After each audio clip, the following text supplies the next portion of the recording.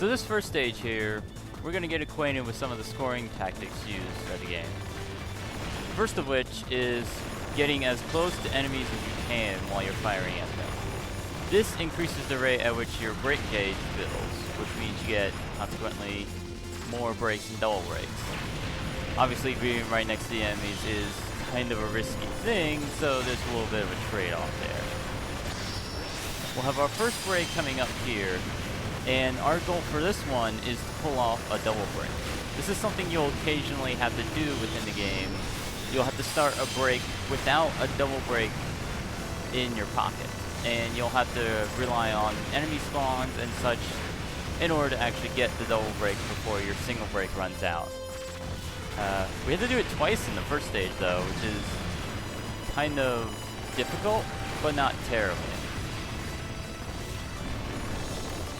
So we come to this next section, which is just really just a bunch of tanks.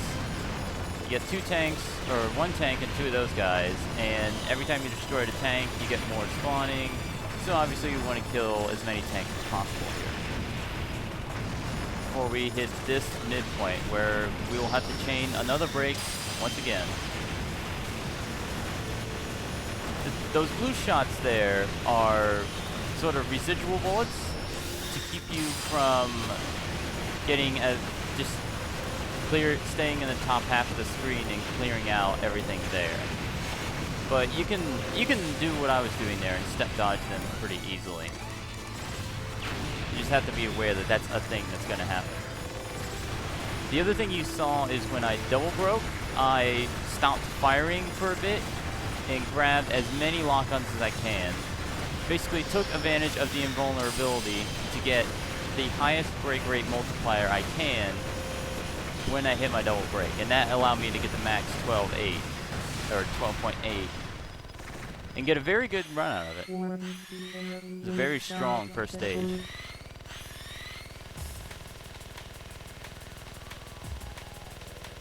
Bosses in this game tend to have parts that can be destroyed. In the first boss's case, the 2 cannons on the side are lock-on targets that subsequently can be destroyed. We don't want to do that yet. We want to save it for when we break.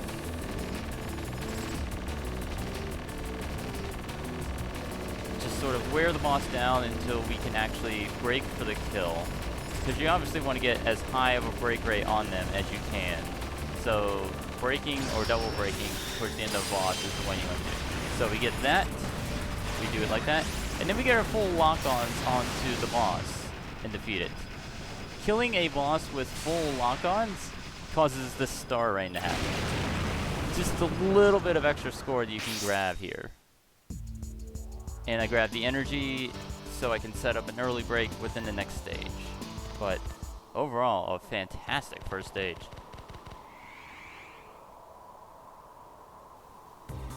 So now we move on to stage 2, where our early strategy is going to be holding off on breaking as long as we can to build up our double break and keep that alive as much as we can.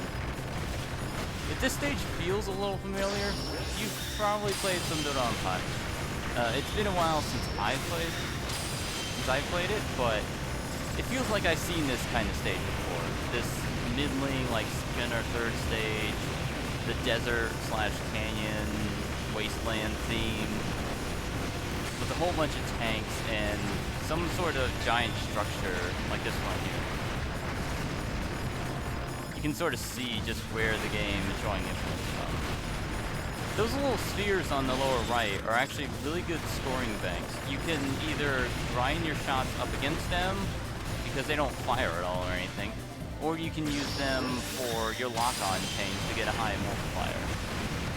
There is a Steam achievement for destroying both of them, but it takes an unearthly amount of shots, so you basically have to be aiming to do exactly that.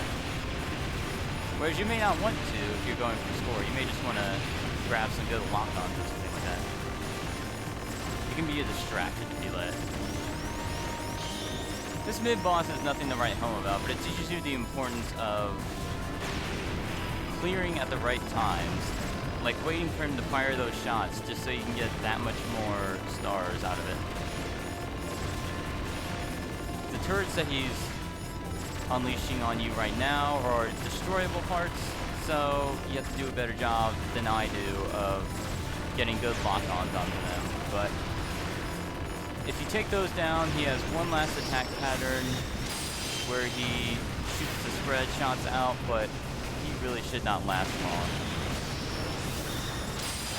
Just like the first stage, we do a double break here to get some really strong scores, and then we come up to this little tank minecart rail kind of section where you'll face a lot of those cargo bins. The ones that shoot spheres out at you are pretty important for scoring.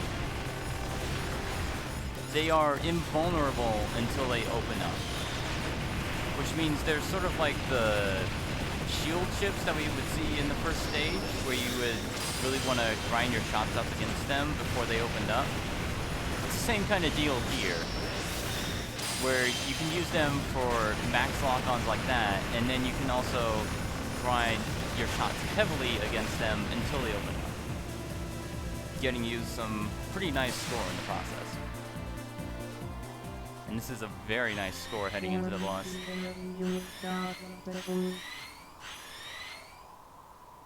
Heading into the spider boss. This is a very cool boss. It sort of descends into the inactive volcano here, and yes, that's a lot of targets. There's an achievement for destroying all of them, but we actually really don't want to destroy all of them. Because going back to how you want to have as many shots as you can on screen for boss clears, it's the same kind of thing. We'll wait till he fires here and then get the lock-on kill to get as many stars as we can. This boss is also the first one with notable phases. You can see them in the life bar. The divisors in the life bar basically tell you, okay, when you hit that point, you're going to get a screen clear, and he's going to switch attack modes. So you want to time your kills and your lock-ons around those points. Sort of like we'll do here. Just get that with the multiplier, and we'll go to the last phase where we'll set up the break kill here.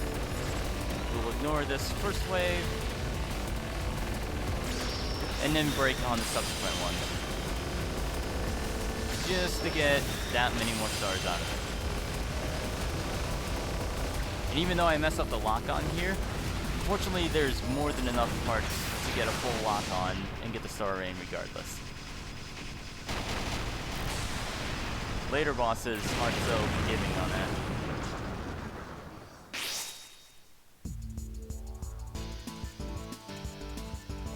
That was a pretty good stage 2 as well. Move on to stage 3.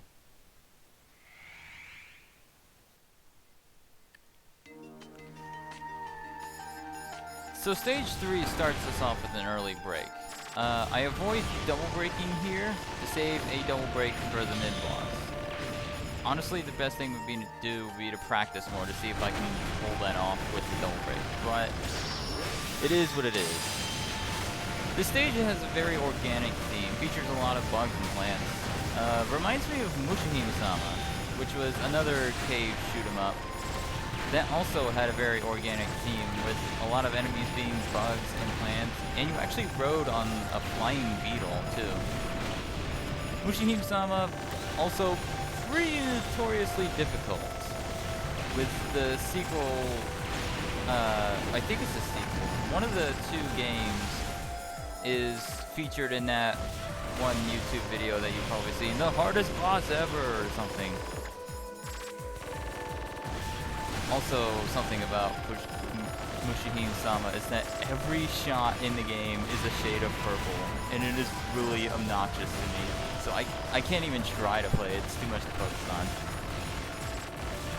As far as what we got going on here, this is the section where I wanted to have a double break, to get all these spiders emerging from the crevice here. Not only does it get me a good break rate from that, it also sets me up for the mid-boss. I actually do want to kill the mid-boss early here, because the bonus ships that come your way after killing it, pretty substantial score. You can get a lot of points and a lot of multiplier off of them, so just jam our options in its face and kill it here pretty quickly. And we're already set up for a break, and we'll pick up the energy here and go right at the double break. And now we just get to sort of sit here and watch numbers be pretty for a little bit.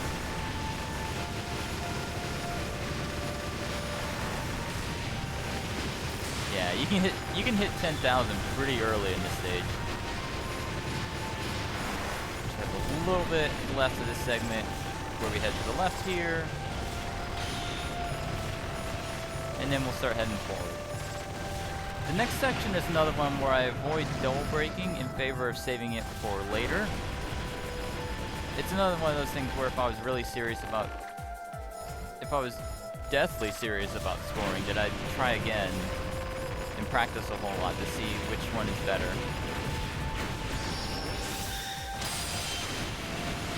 But yes, this stage is pretty reminiscent of Mushihime-sama.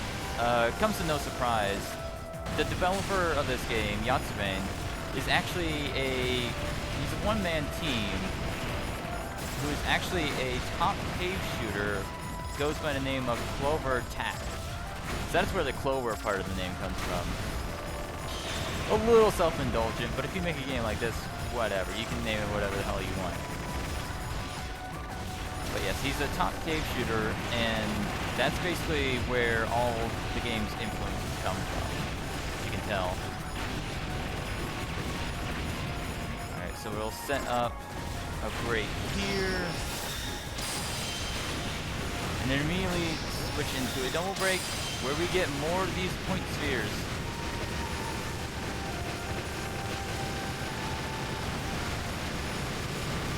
I just like that part where just numbers rain everywhere. But the double break, the break rate multiplier gained from that double break pretty much sets us up for the end of the stage here. Just finish off these last two ships, and then it'll be time for the boss.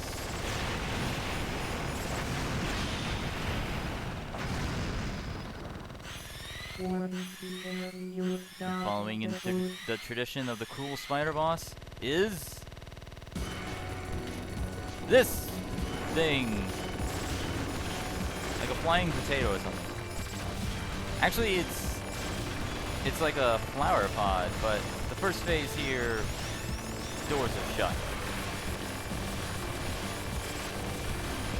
So we'll just take this quickly. This is the phase where you want to finish it off, because then you can get a lot of stars with all the little bolts here. But now the bulk of the fight begins, as it opens up and reveals a whole bunch of petals. These block your shots, so you have to destroy them in order to get to the boss and start damaging it. There's a Steam achievement for destroying all the petals, but really, you probably should anyways, because you get good points off of that. This is probably the hardest attack that the boss has, where you have to rotate around with the lasers while dodging the rings of blue sparks coming around. In the arcade mode, that goes on for another loop, and the lasers just constantly rotate faster. So it gets a little more hairy in higher difficulty. Not to mention that the rate that he fires the rings of blue spheres kind of varies a little bit. So it can be entirely random whether it's easy or hard. For this last phase, I'm going to break early, and then do my standard double break here with the max lock on the finish off. I broke early because if I don't break early, then I can't pick up the energy power-up that he drops. If you notice, the energy power-up is grayed while you're in double break, meaning you get nothing out of it. But thankfully, I broke early enough, and that's more than enough time to pick up the energy to be ready for stage 4. Stage 4 is in my opinion, one of the weaker stages for a number of reasons. First off, I'll admit that I'm not very good at it. I haven't really practiced it much, mostly because there hasn't been things that I've really felt the need to practice in order to survive. But the main reason is it just doesn't really feel like the other stages. Like in stage 1, you had like the midsection where you had a whole bunch of ships flying at you. In stage 2, you had a constant parade of tanks. In stage 3, you had spiders everywhere. But in here, there's not a whole lot of areas like that. The amount of places where you get the little fodder ships, very small. And the segments are usually small. And it's just not very combo friendly, honestly. This opening part starts out nice, but then we hit this long transition segment here. These transition segments also kill your break rate, which is another problem. You can't really transition it very well. This part is okay, but you can also get really trapped in here if you're not careful. When the ships fly off the top of the screen, they leave a bullet aiming for your position. And with the small amount of real estate you have to work with, it can get problematic. I try to double break here because if you kill 2 of these fast enough, you get a 3rd. But unfortunately, I completely blow the lock-ons here, so I don't get any multiplier. Yeah, I fully admit that my troubles at this stage are just, I'm not very good at it. I don't claim to be a scoring expert or anything. But already we transitioned, we had another transition, and we're on to the mid-boss here. This is kind of a neat one. Your movement space grows and contracts while you're having to dodge the scatter shots in the middle.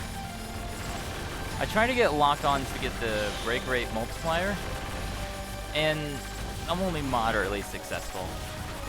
I think these bosses have a weird thing where they both have a shared life bar and also have individual life bars. And I think what happens is when you kill one of these units, the remaining life spreads out to the remaining ones. I think. I say this without any real proof, but it feels like I've seen ones nearly dead basically come back from the dead to be relatively healed up. And now we move on to the mid-boss proper, which is this giant ship. We have the weak point here in the middle, and my goal, my ideal here is to hit a double break, kill that part early, and then use the double break to finish off the boss. But it doesn't pan out here, unfortunately. I actually get a little... Yeah, right there I'm just a little bit worried about getting hit. So I back off and I blow the multiplier. Oh well. I set up my options in a defensive formation for the next part though. Because you're attacked on all sides by these like red, purple razor blades. Other types can hide in the corner for a safe spot, but then after the 2 rings, you do get a nice little segment here where a break can really get a pretty good score. And then the stage ends with this wave of giant red ships, which can get a little hairy if you let too many of them on screen at once. And even though I break here because it's a very nice place to break. If you kill those things fast enough, you get a lot of extra bonus ships. So I mean, I still end up with 3,000, but it's still lower than the other stages by far. And it doesn't really feel great. The boss is great though. The typical, like, enemy plane boss with a couple different weapons. You have some turrets on the sides that are destroyable. The first phase isn't really anything special here. Just dodge in between the rings of bullets. He also has another attack involving scatter shots and lasers, but we don't see that here. Now we get on to the main part of the boss, which is these sub-cannons that come in on the side. A little helicopter will drop them off repeatedly, and you can kill them repeatedly. This is where, if you're really good at this, you can make a whole lot of bank off of just killing these side units over and over again. It's actually very nice because you're getting a screen clear every time you kill them as well. So you get stars in addition to the points from that. For this last part, I prefer to just break because things get out of control pretty quickly here, with each of those orbs breaking up into shots. And then it also sets up pretty nicely for the kill here on this laser attack. So I mean, I guess it's not terrible. I just could be doing a lot better. And I'd be interested in seeing some real good playthroughs of the stage to figure out what I'm doing wrong. I do grab the stars in the stage because my stage 5 strat relies on me going in with no break rate, or no break gauge built up. A little different.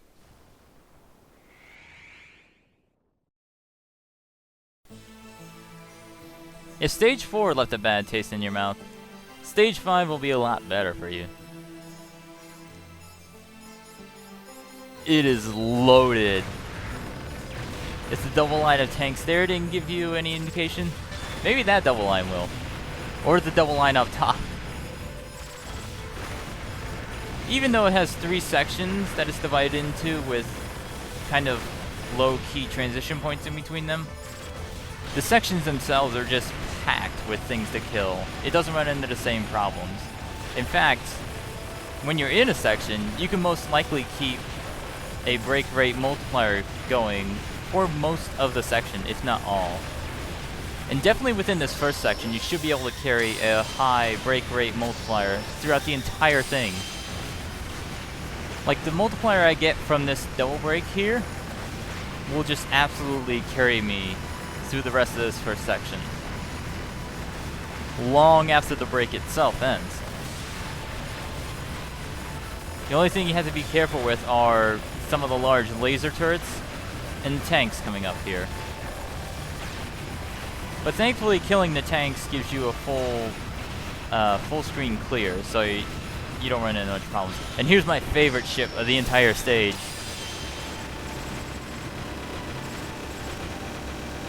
No points for guessing why. There's a couple places where rockets will come up like that, and getting good break rates off of those can just skyrocket your score. And I have no idea what causes this to come up. It doesn't come up every time. Maybe it's dependent on how fast you kill the stuff beforehand, but I don't know. Who can possibly care about that when there's so much killing to be done?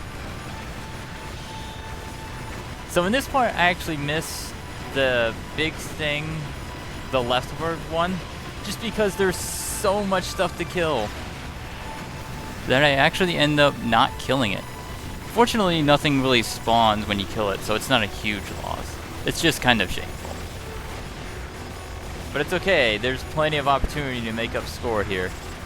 And this big ship I want to kill not too early, because I don't want another one spawning, and I actually want it to transition right into this phase where the ships are coming in from the side. Because again, you get a huge break rate off of this.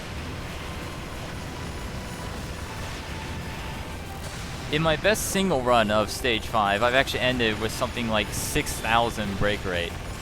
And that's not even the highest you can possibly get. We have a mini section transition here, right into the mini boss. But first, more tanks.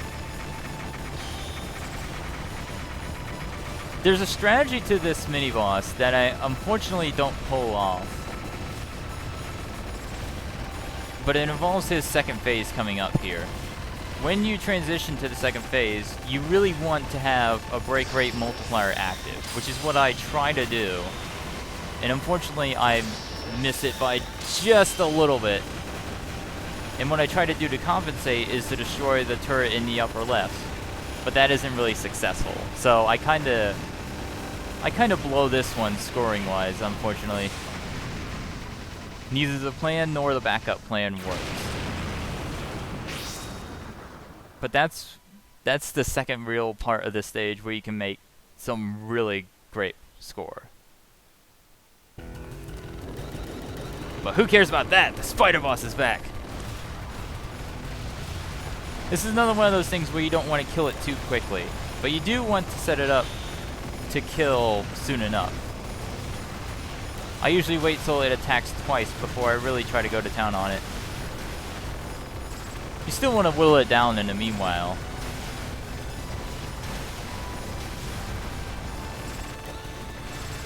It's a nice little opener to the last section of the game here. Because this is going to get pretty crazy. Alright, so now that's destroyed, and what's the reward? More rockets! If you kill it too early, you just get another spider boss, which is kind of cool, but if you're going for score, you absolutely want this, I think. Just because of the rate that you can build up is absurd.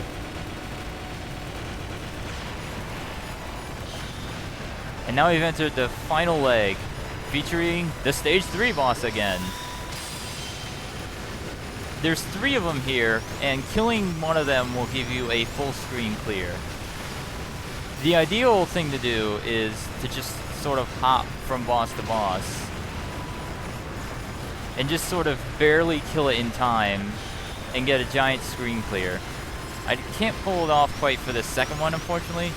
I've done it before, and it's pretty... It feels really great to pull it all off, but I just can't get it in this run, unfortunately. Not a huge scoring loss, though. And my goal here was to get a no-miss clear first and foremost, so I'm okay with that. But I do have the double break for this last form. And when I take it down, I can focus my attention on the little orbs that come in. That's sort of a final little score taste.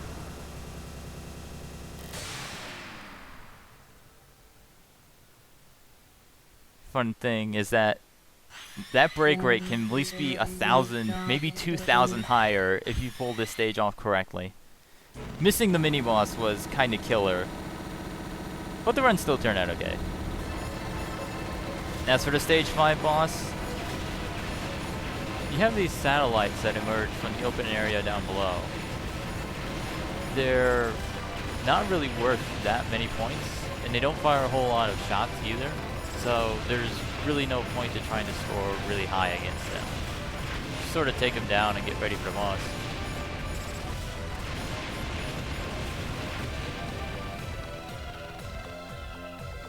Now we enter the boss itself.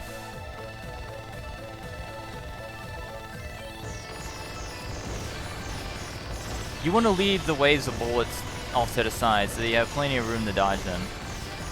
And then you want to get to one side quickly enough and just sort of dodge in between these bullets. Not a terribly difficult phase, as long as you're paying attention. This phase I want over with as soon as possible, so I put my face right up next to him. This first attack is easy enough, just dodge to the side when he starts firing the second wave of bullets. The coming one, though, is difficult because it's very random. We have shots coming at different angles and different speeds, and you have to do some real tricky dodging to get through that. And it goes on for a while, too. So if you don't kill it quick, you're in for a fun one. Comparatively, this is really easy. On arcade mode, there are extra shots, but on here, it's just a matter of keeping as many of the tendrils down as you can. And then for this last phase, it's just Bowser, really. Type 1 has a little difficulty with this just because it's slow enough. That makes it kind of hard to get underneath. Especially if you're doing a double break, which makes them stomp faster. But a speedy one like Type 2 or Type 3 has no problem with this. And that is the Stage 5 boss. Too bad we're not done. If you get to this point without continuing, you get to face the EX boss. Which is actually the unlockable Type Z. This first wave is not a problem here. Just sort of dodge the random scattering of bullets. The second one, you just sort of, you lead him around a little bit, and then you swing over to the other side. That's not at all the problem. This is the problem attack. The bullets are large, and they swerve at seemingly random intervals. I have no idea if there's a pattern to it, but it gets really tricky to dodge, and I spend a lot more time dodging than actually doing damage in this form. And then he transitions right into this attack, which can catch you off guard. It's not actually a bad attack because you can dodge above it, but it's the transition from the third attack to the fourth attack that makes it difficult. And that's the EX boss. Thankfully, there's a second form. This attack is not as difficult as it looks because you're given a lot more space than you think. Compared to this one, which is actually pretty hard, a lot of the residual bullets can get in the way, and I almost bump into one right as I'm coming out of that. For the homing attack, as long as you're constantly moving in a direction and not immediately shifting, you should be fine. And then he just sort of loops until he gets down to low health and begins his final attack, which I don't deal with especially well. I end up having to do a break just to get into attack range here. And then I don't learn my lesson, have to do it again. And I missed the lock-on kill, unfortunately. But honestly, that's a no-miss clear, so I'll take it.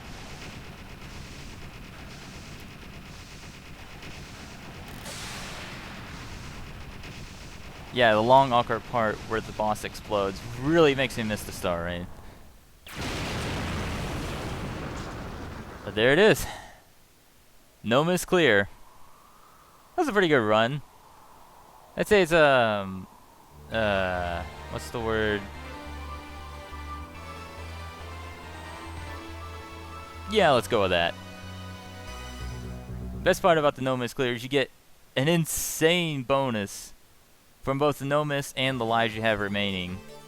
It's pretty great, and even though I had a subpar scoring effort, it was still more than enough to beat my old high score. And just to take a look at how this stacks up, a little humble brag here. 5th place.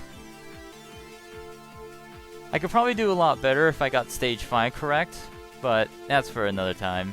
And then I like this, just being able to see how you did in stage 1. I killed it, man. And that'll do it for this run. Thanks for watching.